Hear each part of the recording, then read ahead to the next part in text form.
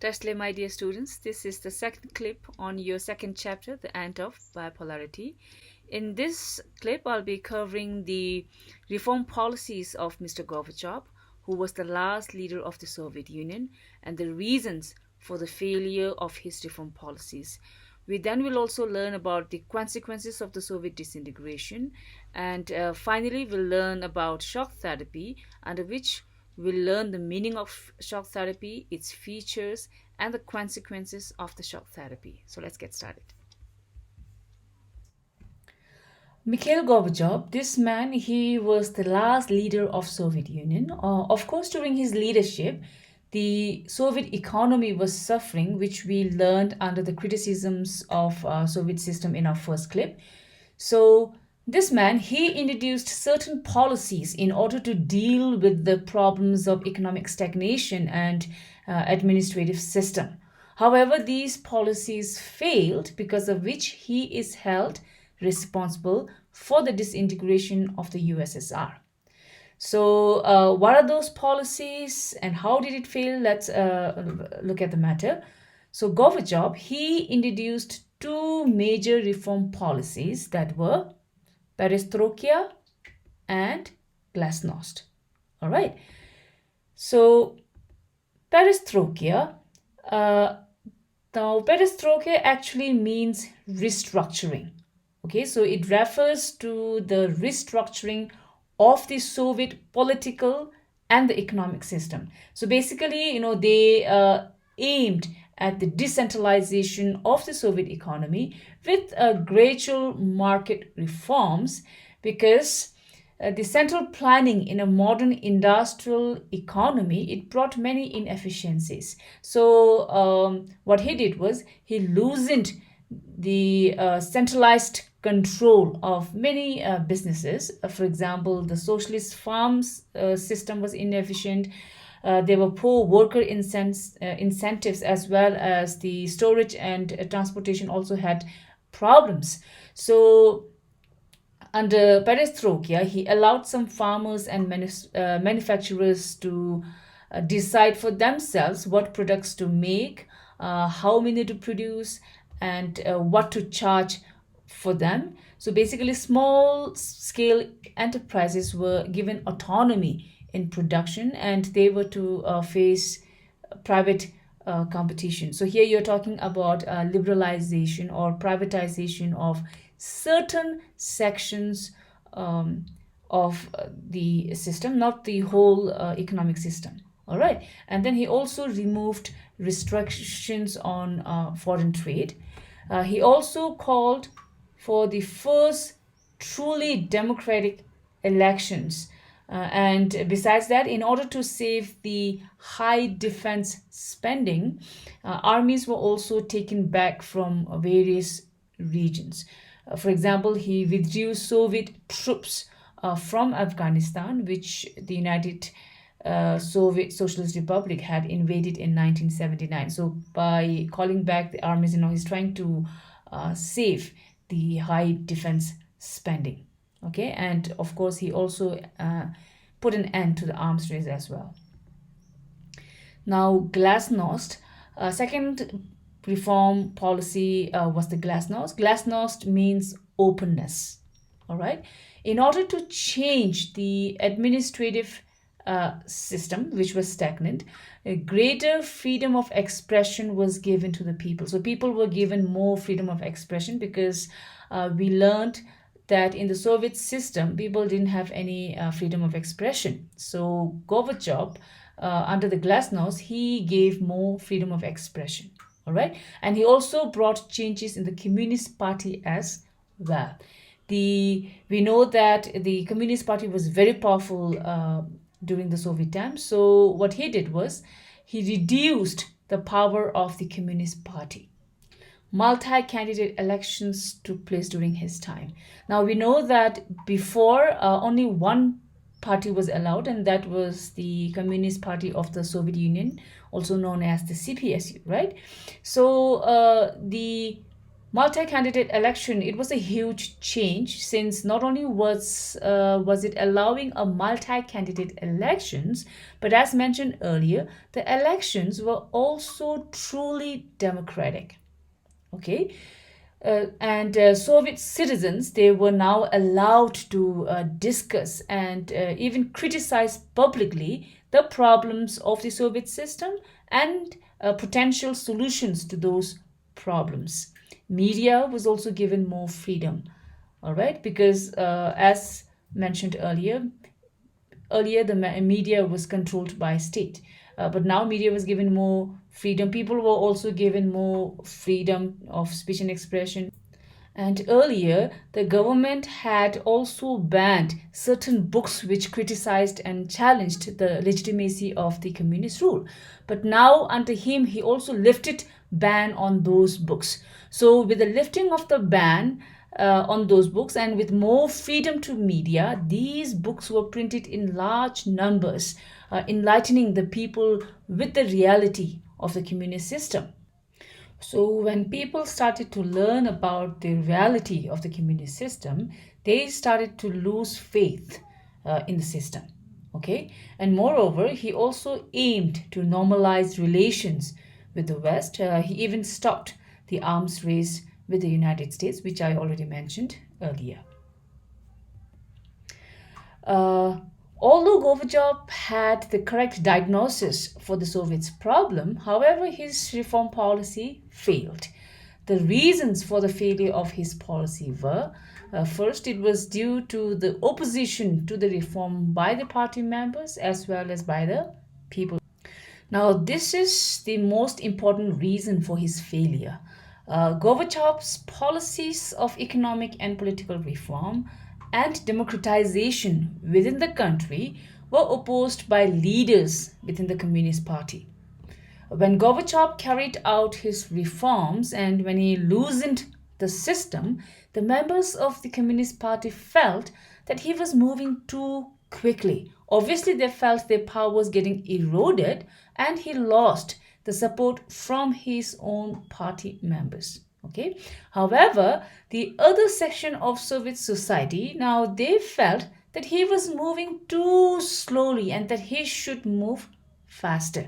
So, at the same policy, his political party members were thinking he was going too fast, whereas the other people were thinking that he was moving too slowly. So, he didn't get any support. And in this tug of war, Gorbachev lost support on all sides.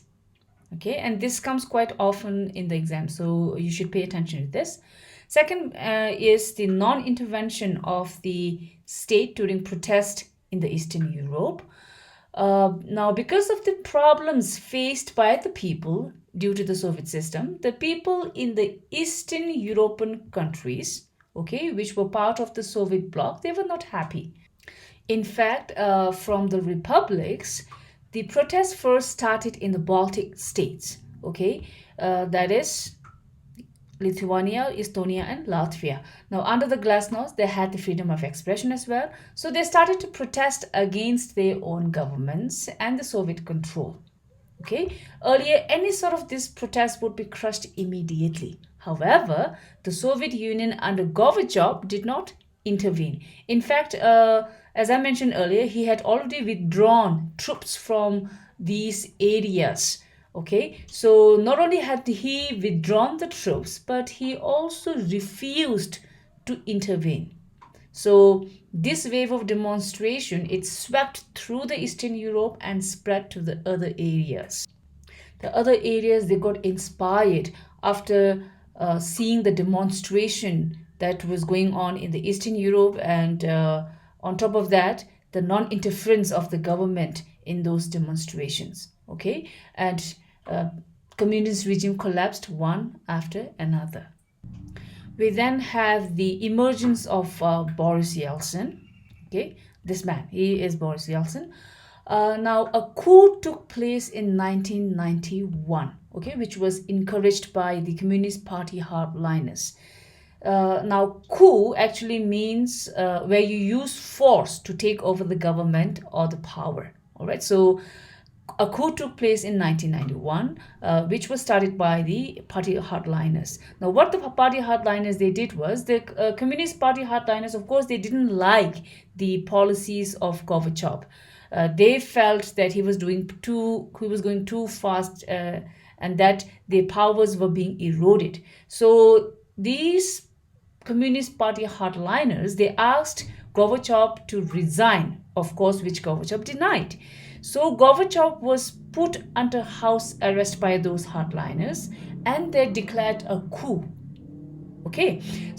Now the party hardliners, they thought that they could take over the city, but then they were wrong. Okay, since the people didn't want the old style rule, they opposed the coup under Boris Yeltsin. He was already famous by then, and the coup failed in 2 days. Boris Yeltsin, of course, was popular, and he was now the hero in the eyes of the people. Gorbachev was released from the house arrest. However, he had to resign on 25th December. That was the Christmas Day of 1991. All right, and with his resignation was the end to the Soviet system. And Yeltsin, he won a popular election, and he began to shake off the control. Okay, power began to shift from the Soviet center to the republics. And in December 1991, under the leadership of Boris Yeltsin, okay, Ukraine, Russia, and Belarus, these three countries, the major republics of the USSR, they declared that the USSR was disbanded. Okay, so this was the end to the Soviet system or the USSR. Now, let's see what the consequences of this disintegration are. First, it led to the end of Cold War and a possible new peace. Since the Cold War was result of the ideological differences and disputes between the two power blocs, with the collapse of the Soviet system, the Cold War came to an end. It also led to the end to arms race and a possible new peace. Next, with the collapse of the USSR, the United States was now the only superpower left, and thus it emerged as the superpower. Of course, we do have a multipolar system now where many countries are coming up powerful, but then during 1990s, the United States was the superpower, or you can say it was the unipolar, or we can also say US hegemony. Third is the spread of Western ideologies.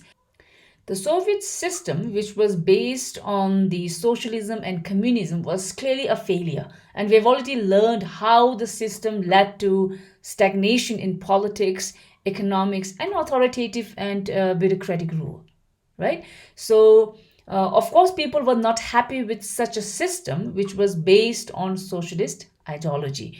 Moreover, they saw and realized the difference between their regions versus the West Alliance regions, where the Western Alliance countries were far more developed. So after the collapse of the USSR, the republics, after gaining independence, they mostly adopted for capitalism and democracy. Economically, capitalist economy became the dominant economic system internationally, and politically, liberal democracy emerged as the best way of government. Many, in fact, even joined NATO later. Okay. Fourth, we have the emergence of many new countries. Under the USSR, we know that there were 15 republics. So the end of the Soviet bloc led to the emergence of many new countries. That is the 15 new countries. All these countries, they had their own independent aspirations and choices. Some of them, especially the Baltic and the East European states, they wanted to join the European Union and become part of the NATO, that is the North Atlantic Treaty Organization, which they did. The Central Asian countries, they didn't want to separate from USSR.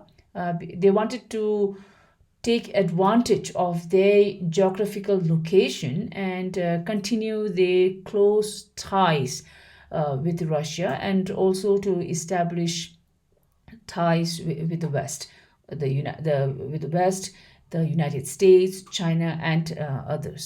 Okay, then we have Russia as the successor of USSR. Now, USSR was one of the 5 permanent members of the United Nations Security Council, and it also had signed many treaties with other nations and had made so many commitments as well. Now, the question was, what would happen to those with its disintegration? Okay, well, Russia was accepted as the successor state of the Soviet Union. Okay, it inherited the Soviet seat in the United Nations Security Council, and it also accepted all the treaties and commitments of the Soviet Union. Finally, we have the Commonwealth of Independent States, or the CIS.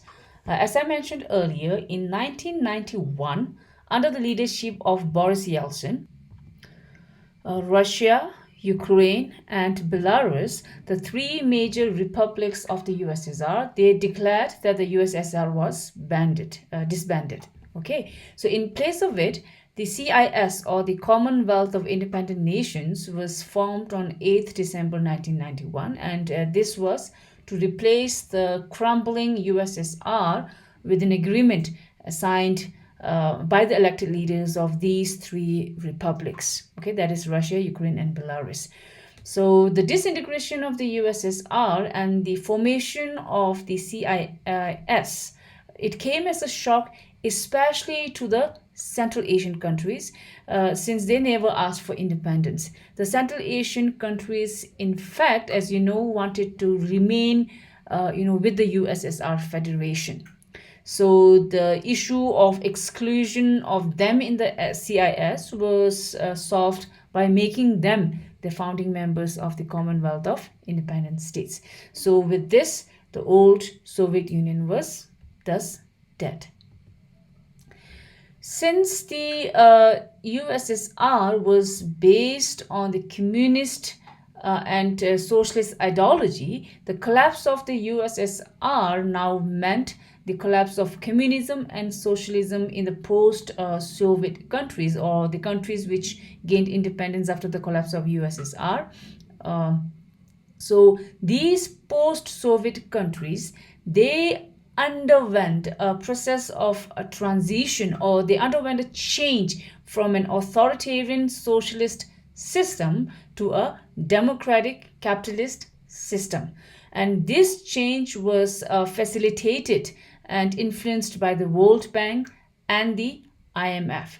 So this model of transition came to be called shock therapy. So in simple words, shock therapy means the transition or the change from the communist socialist system to the capitalist democratic system in the post-Soviet countries, which was influenced by the IMF and the World Bank. And this transition or this change was painful. The reason that it was called shock therapy is because people never expected it to be a painful process. They thought that their lives will improve with the change in the system. However, the change took place very quick. Everything was to change immediately after the collapse, and the process was very painful, opposite to what people had actually hoped or anticipated for. And we'll know why after we do the consequences of the shock therapy. First, we'll do the features of the shock therapy.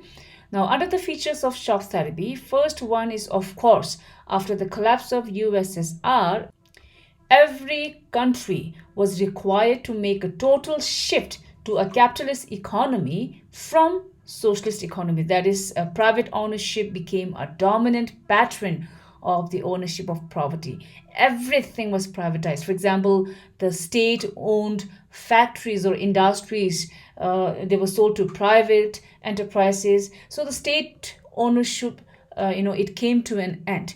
Second, collective farming was also to be replaced by private farming. All the lands were distributed to the people, and now the production and sale was decided by the individuals and not by the state. Third one is the free trade and foreign direct investment. Now, one of the major change was the introduction of the free trade and the foreign direct investments. That was a major change. Earlier, during the Soviet system, everything was managed internally. We learned earlier in the first clip that everything that is from pins to cars was produced within the Soviet system. However, shock therapy stressed on the external orientation of the economics. It stressed more on trade, especially outside. Okay, so it related a development with more trade, and thus a complete switch to free trade was considered necessity, where of course tariffs were reduced, and foreign direct investment or the installation of the multinational companies were also introduced. Thus, the introduction of the free trade and the foreign direct investment or the FDI, it became the main engines of change. Finally, we have the trade alliance with West. Now, with the introduction of the free trade and the foreign direct investment, the transition also involved, a breakup of the existing trade alliance amongst the countries of the Soviet bloc.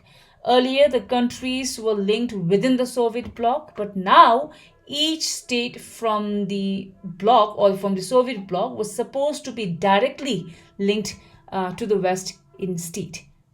All right. The Western capitalist states now became the leaders, and they, guided and controlled the economic development of these regions. So, what are its consequences?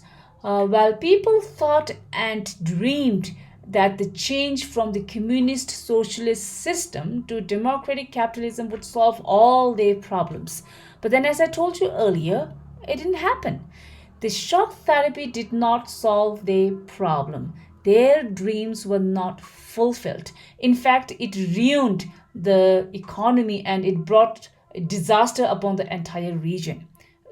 First, let's talk about the disappearance of entire industries. Since everything has to be privatized, every government owned industry and company was put on sale. Okay, the change was too quick. About 90% of the large state controlled industries were put up for sale to private individuals and companies at very cheap prices.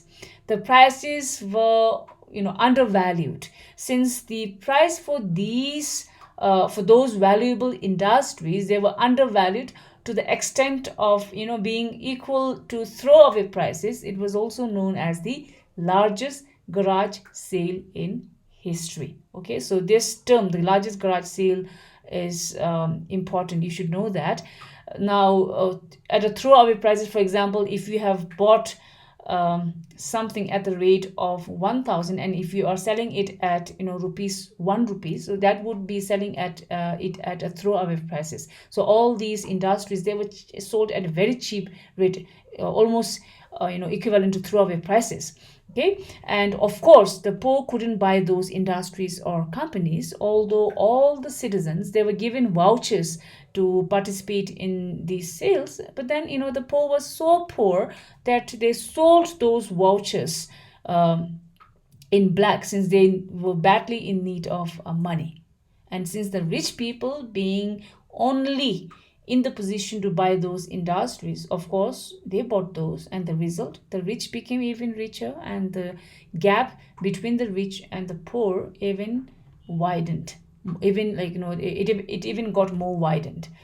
Second, it left the people without food security. Now, earlier state controlled everything, including the farms, right? So the basic necessities, including food, was provided at a subsidized rate, so that even the poorest could afford. The state would ensure that the people get their basic necessities, of course, including food. But then the collapse of the USSR led to the privatization of the farm system. Now, under the private farm system, the farmers would produce and sell products, keeping profit in their mind. The price of the produce, of course, increased. And with the increase in the food price and the withdrawal of the subsidy on the basic necessities by the government, people were left without food security. Okay, so we can in a way say that the disintegration of the collective farm system left people without any food security. Third is it led to rise in poverty and emergence of mafia. Now, with the end to the Soviet system, the old system of social welfare was also destroyed. Earlier in the Soviet system, the basic necessities, including the house, education, and the health care, were provided by the state at a subsidized rate. Now there was no government subsidies which the people used to enjoy, especially on the basic necessities. So this withdrawal of government subsidies, it pushed large sections of the people into poverty. Because the change demanded that all the state-owned properties be privatized, so everything was now privatized, and the new private owners, they sold their products. Every products keeping only profit in their mind. So everything became really expensive. Okay, the increase in the price and the withdrawal of this subsidy from the government, or you can say with no government to ensure the minimum standard of living and the provision of the basic necessities as at a subsidized rates, people lost all their money and savings. The inflation rates were so high that people lost all their savings. Basically, they were suffering. So under such a situation, the intellectuals, they migrated to Western countries. The middle classes were pushed to the periphery of society. And another result was mafia emerged in most of these countries, and they started controlling many of those economic activities. Fourth, privatization led to new disparities. The post-Soviet states were divided between rich and poor regions. Unlike the earlier system, which focused on equality, now there was great economic inequality between people.